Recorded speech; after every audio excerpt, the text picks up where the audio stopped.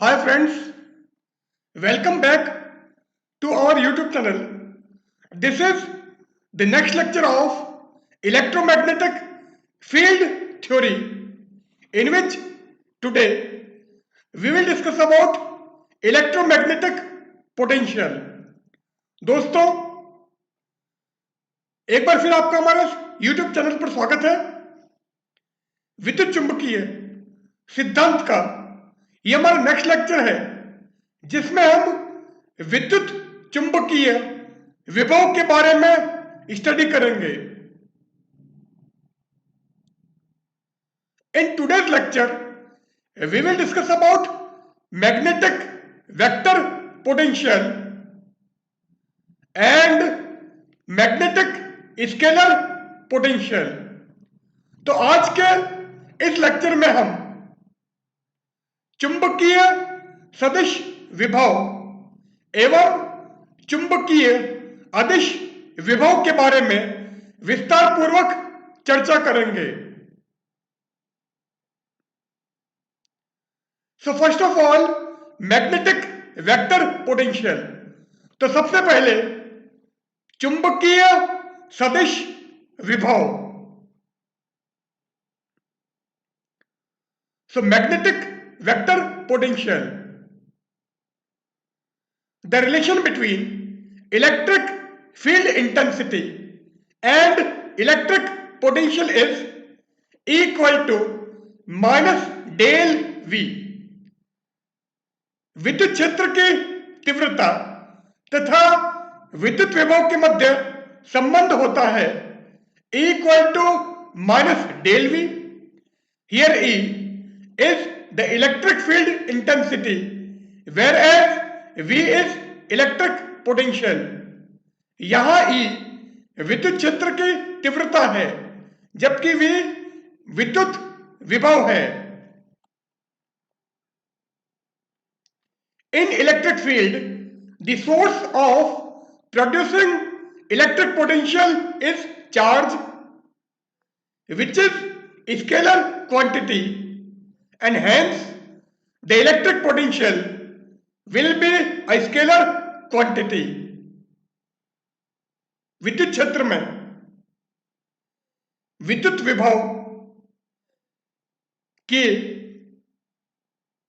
उद्गम का स्रोत आवेश होता है जो एक अदिश राशि है, इसलिए विद्युत विभव अदिश राशि होगी।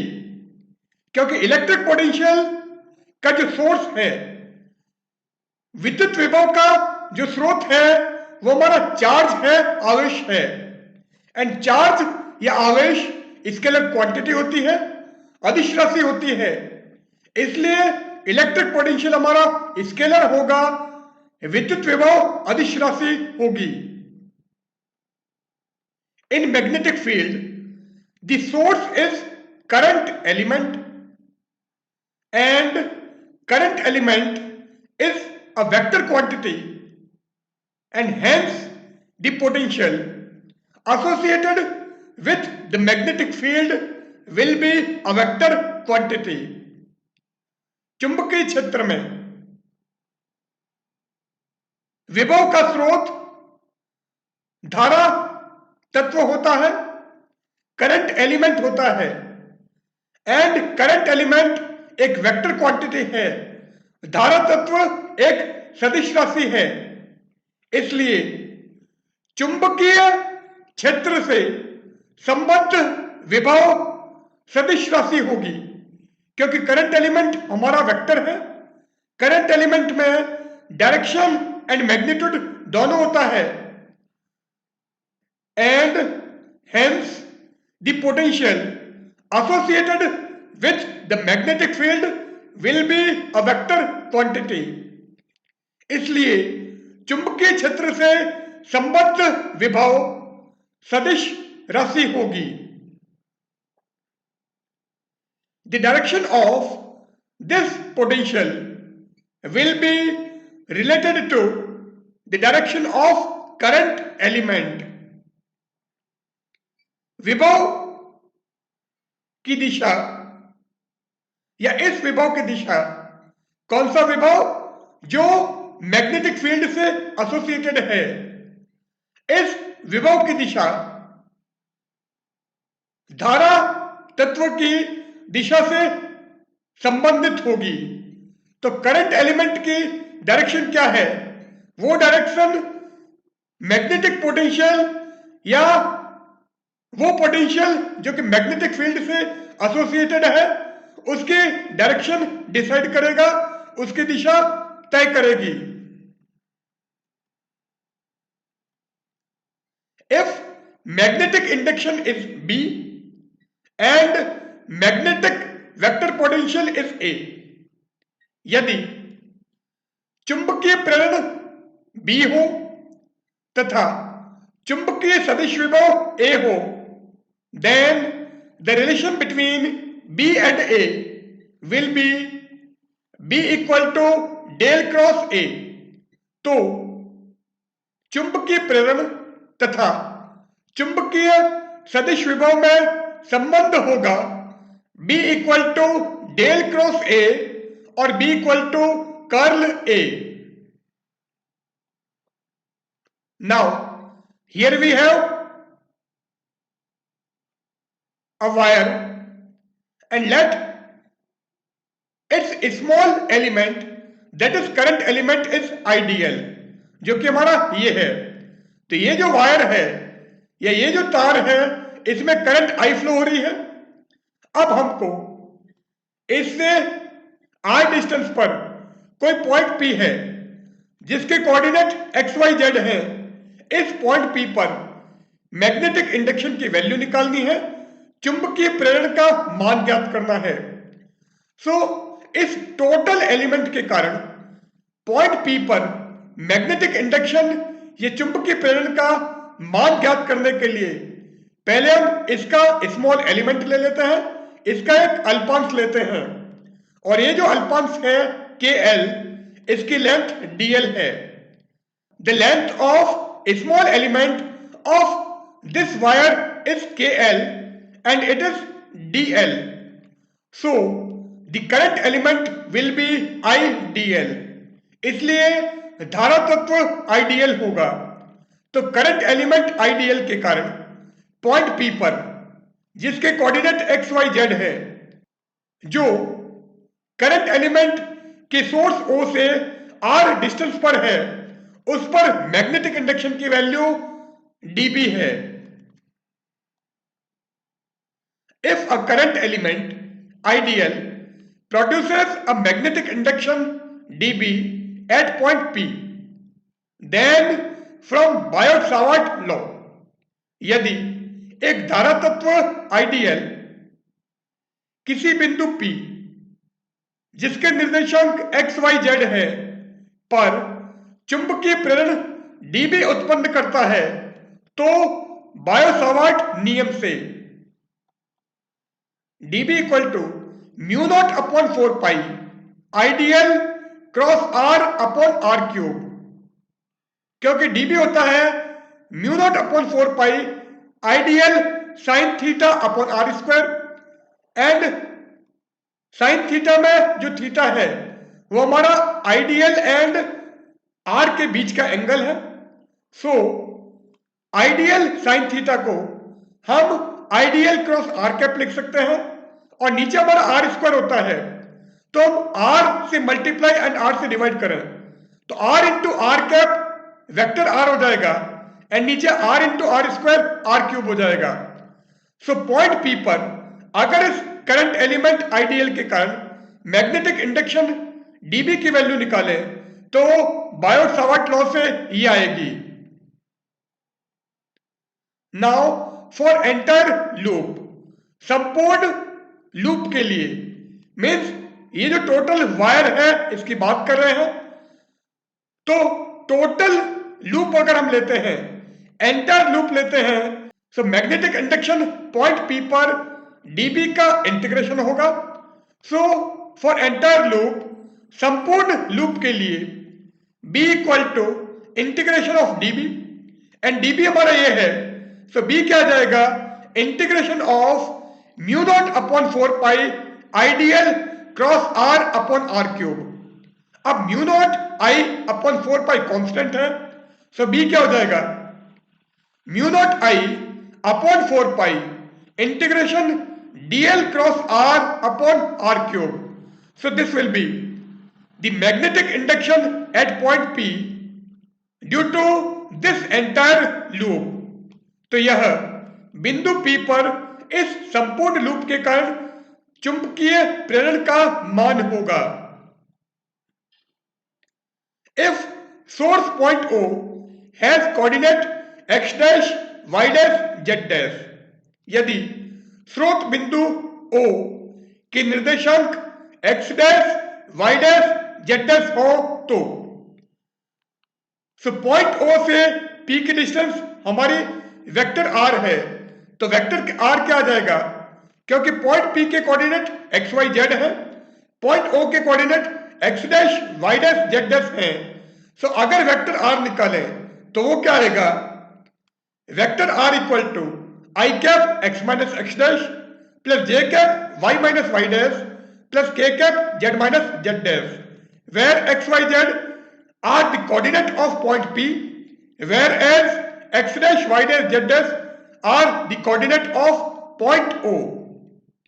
तो बिंदु P के निर्देशांक x, y, z है तथा बिंदु O के निर्देशांक x dash, y dash, z dash है। अब अगर हम इसका मैग्नीट्यूड निकालें, सो यदि हम r का परिमाण ज्ञात करें, सो r क्या जाएगा, square root of x minus x dash whole square plus y minus Y dash whole square plus z minus Z dash whole square, means i cap, j cap, k cap के coefficient का हमको square करना है, add करना है और उसका root लेना है। तो i कैप, j कैप तथा k कैप के गुणांकों का वर्ग कर उन्हें हम जोड़ेंगे, तत्पश्चात वापस इनका वर्गमूल निकालेंगे तो हमको r का मैग्नीट्यूड मिलेगा, r का परिमाण मिलेगा।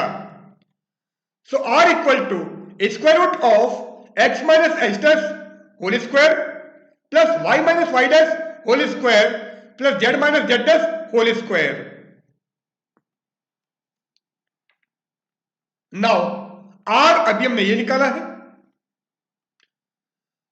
सो del 1 by R means 1 by R का हमको ग्रेडियंट लेना है। तो डेल ऑपरेटर क्या होता है, i cap delta by delta x plus j cap delta by delta y plus k cap delta by delta z and 1 by are as it is. So इस 1 upon r का with respect to x, with respect to y and with respect to z हमको partial differential लेना है। सो ये क्या जाएगा, 1 upon r का अगर हम डिफरेंशियल करें तो वो क्या आता है, minus 1 by are square. So minus 1 by are square and actual में हमको एक्स के रेस्पेक्ट में डिफरेंशियल करना था, यहां पर हमने आर के रेस्पेक्ट में कर दिया है, तो वापस आर का एक्स के रेस्पेक्ट में करना पड़ेगा। So i cap del r by del x, इसी तरह से इसके लिए plus j cap del r by del y plus k cap del r by del z. So del 1 by r जो कि हमारा ये था, और अगर इसको ओपन करो तो minus 1 by are square i cap delta r by delta x plus j cap delta r by delta y plus k cap delta r by delta z होगा। नाउ आर हमारा ये है, अब इसको with respect to x, with respect to y and with respect to z partial differential करना है, आंशिक अवकलन करना है।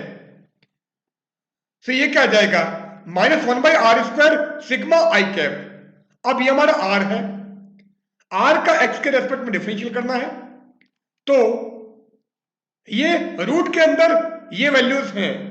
सो रूट एक्स का डिफरेंशियल 1 अपॉन 2 रूट एक्स होता है एंड रूट एक्स का मतलब ये जो कि आर है, इट मीन्स अगर आप इसका डिफरेंशियल करोगे तो पहले हमको 1 अपॉन 2 आर मिलेगा, क्योंकि रूट का differential 1 upon 2 root X and root का मतलब यहां पर आर है, सो 1 अपॉन 2 आर।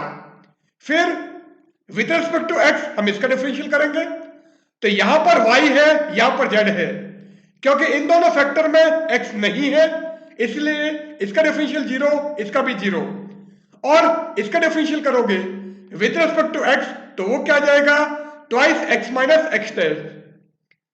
सो ये क्या जाएगा, twice x minus x dash. So इसकी वैल्यू क्या आएगी, minus 1/r² sigma i delta by delta x of r, जो कि हमारा ये है। अब इसको x के रेस्पेक्ट में डिफरेंशियल करें, सो -1/r² सिग्मा आई कैप। तो पहले रूट का करोगे, सो रूट का होता है 1/2√x, एंड यहां पर √x का मतलब ये जो कि हमारा r है, सो 1/2r। अब इसका करेंगे तो ये 0 ये 0, और इसका हो गया twice x minus x dash.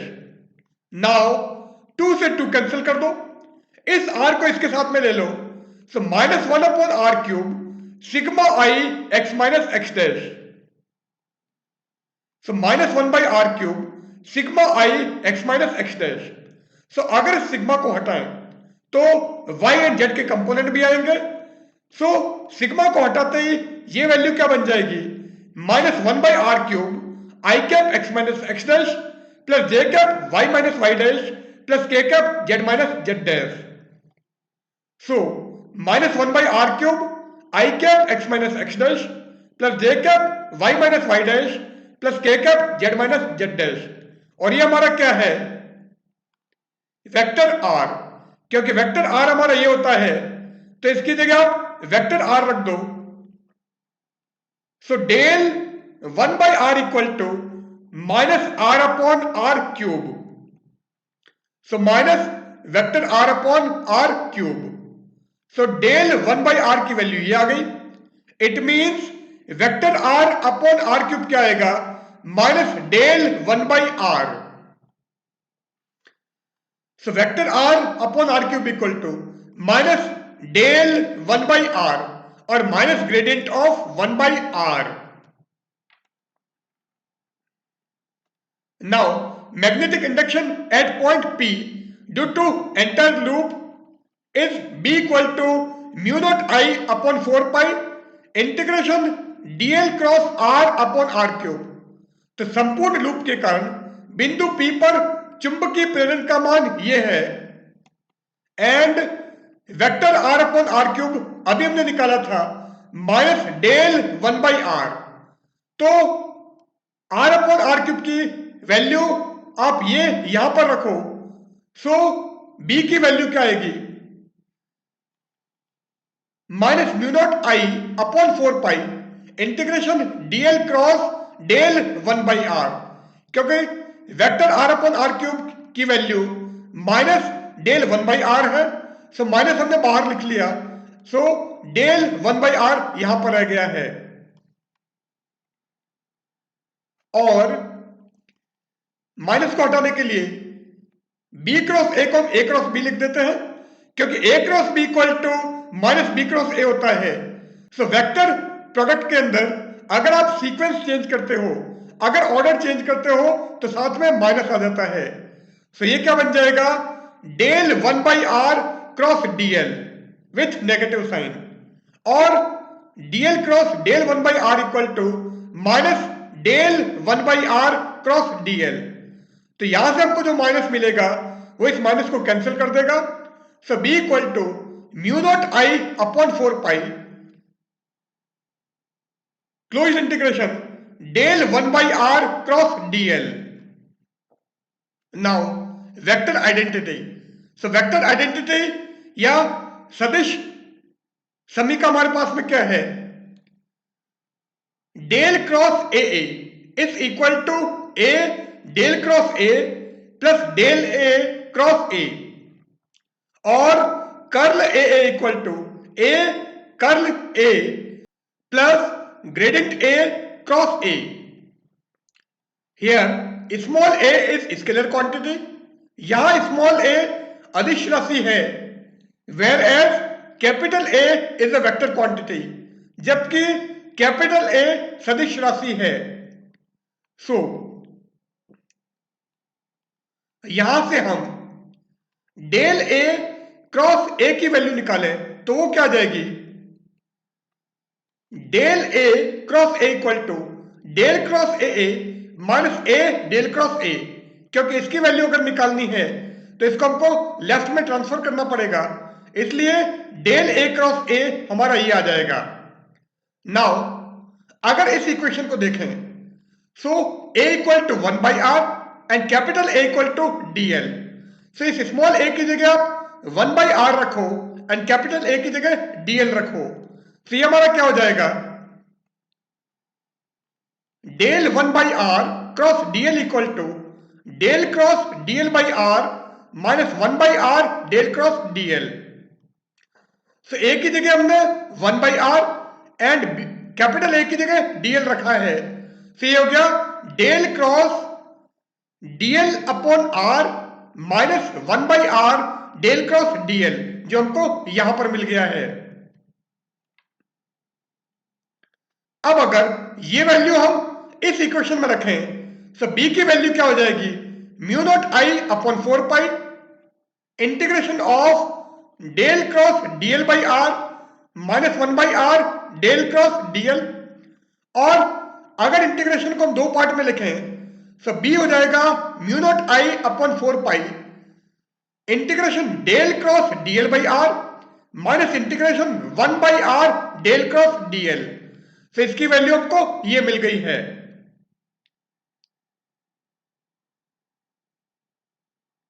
Now ये वैल्यू अभी हमने निकाली थी। Since del operator operates with respect to xyz and dl is a function of x dash y dash z dash, चूंकि डेल ऑपरेटर या डेल संकारक x y z के सापेक्ष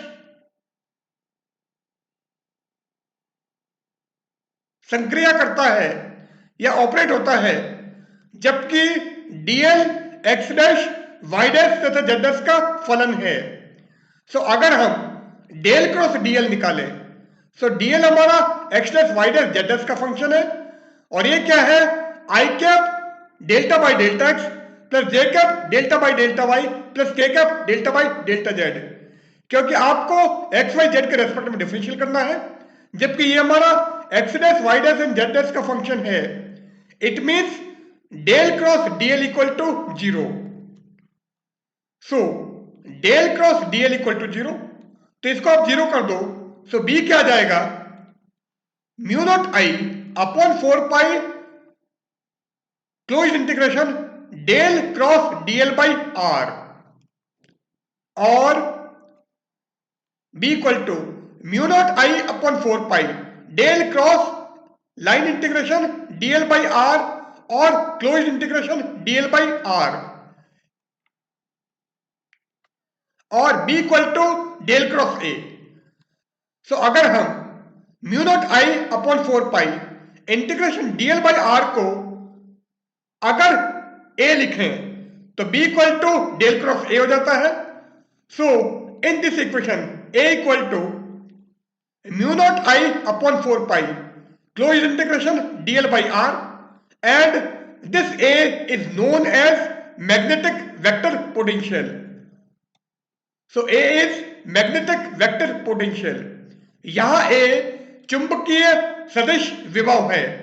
सो magnetic vector potential हमारा A होगा, जो हमको इस इक्वेशन से मिलेगा, एंड B एंड A में रिलेशन है B equal to del cross A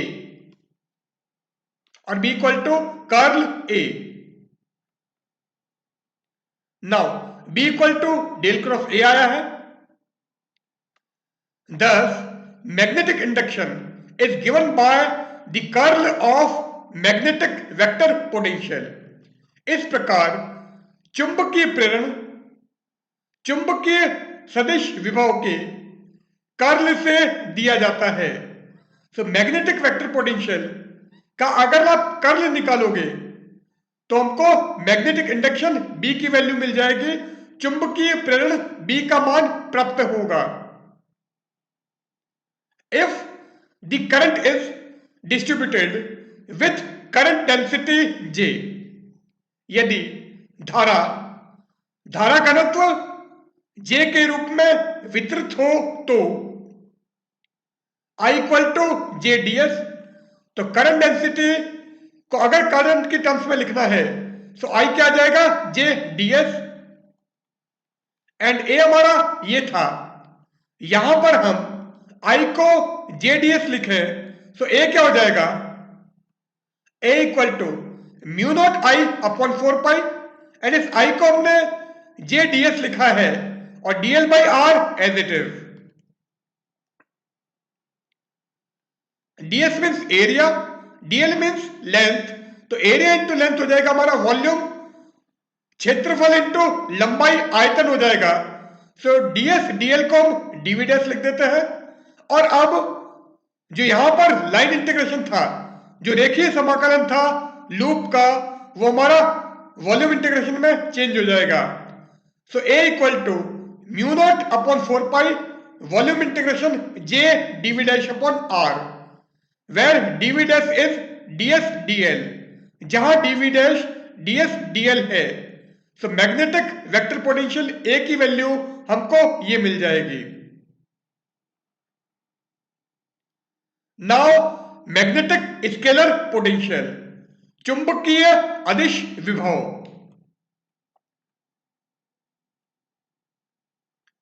so magnetic scalar potential, ये चुंबकीय अदिश विभव। According to Biot-Savart law, the magnetic induction at any point P due to a current element ideal. Biot-Savart नियमानुसार किसी बिंदु P पर धारा तत्व आइडियल के कारण चुंबकीय प्रेरण होगा B equal to mu not I upon 4 pi, line integration, ये लूप इंटीग्रेशन, ये closed integration, dl cross r upon r cube. सो एंटायर लूप के कारण हमने ले लिया है, और अगर हमको सिंपली आइडियल के कारण निकालना हो तो ये क्लोज्ड इंटीग्रेशन नहीं आएगा, और उस केस में b की जगह db लिखेंगे। So db equal to mu not upon 4 pi ideal cross r upon r cube, and total element के कारण या संपूर्ण लूप के कारण यदि हम बिंदु P पर चुंबकीय प्रेरण का मान ज्ञात करें तो हमको ये वैल्यू मिलती है। नाउ ये हमारा लूप है, और ये जो लूप है ये हमारा मूव कर रहा है, गति करता है। तो किसी टाइम पर इसकी नई पोजीशन इस डॉटेड लूप से हम शो करेंगे।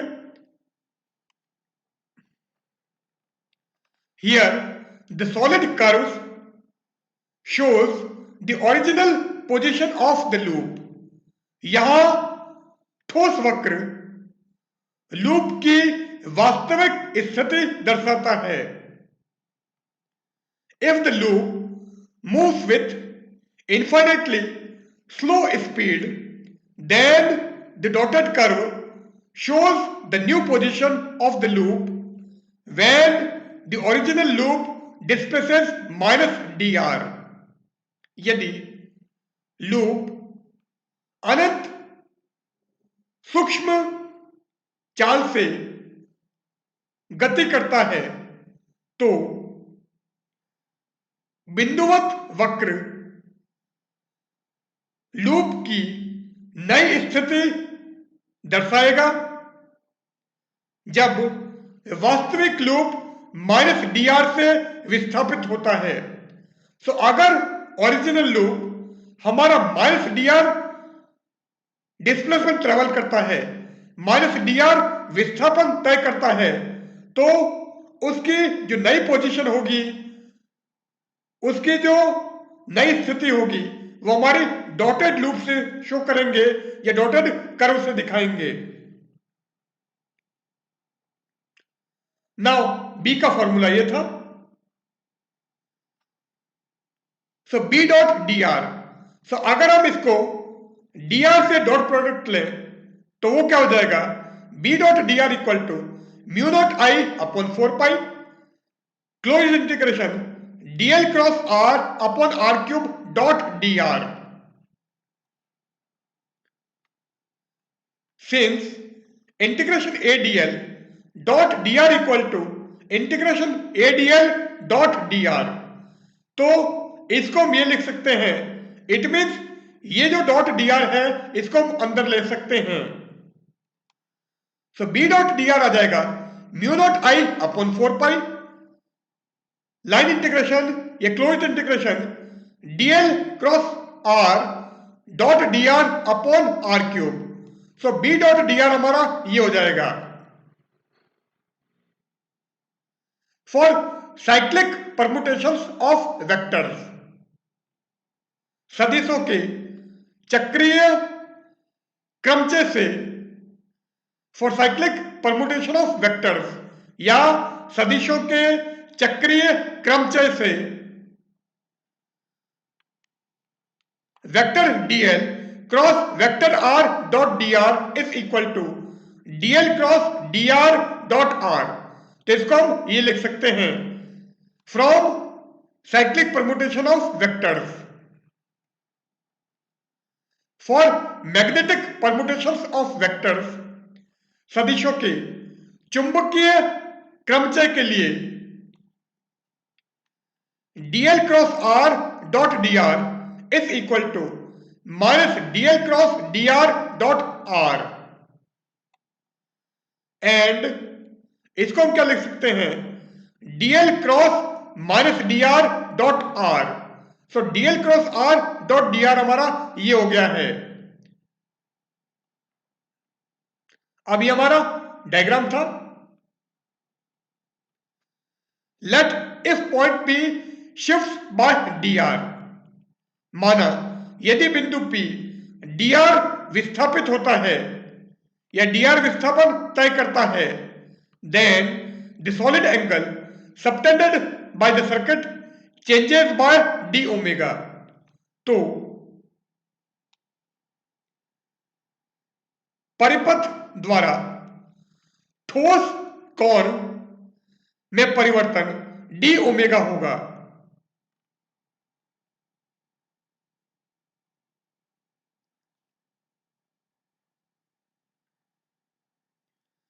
For convenience we fix the point P, जबकि एक्चुअल में पॉइंट P हमारा शिफ्ट हो रहा है dr से। So for convenience we fix the point P and shift each point of circuit by minus dr। तो पहले हमारा P dr डिस्टेंस ट्रेवल कर रहा था या dr डिस्प्लेसमेंट ले रहा था। अब अगर हम P को फिक्स कर दें तो जो हमारा सर्किट है, जो हमारा परिपथ है, उसका हर पॉइंट माइनस dr से डिस्प्लेस होगा। सो फॉर कन्वीनियंस, सुविधा के लिए, we fix the point P, हम बिंदु P को निश्चित करते हैं, फिक्स करते हैं, दृढ़ करते हैं। And shift each point of circuit by minus dr, तथा परिपथ के प्रत्येक बिंदु को माइनस dr से विस्थापित करते हैं, शिफ्ट करते हैं। से हमारा डायग्राम था। Now dl cross minus dr, so length into breadth हम ले लेते हैं, लंबाई इंटू चौड़ाई क्या आ जाएगा, क्षेत्रफल। So dl cross minus dr is equal to d2s। Here d2s represents an element of area traced by the elemental circuit dl in the displacement minus dr। यहां d2s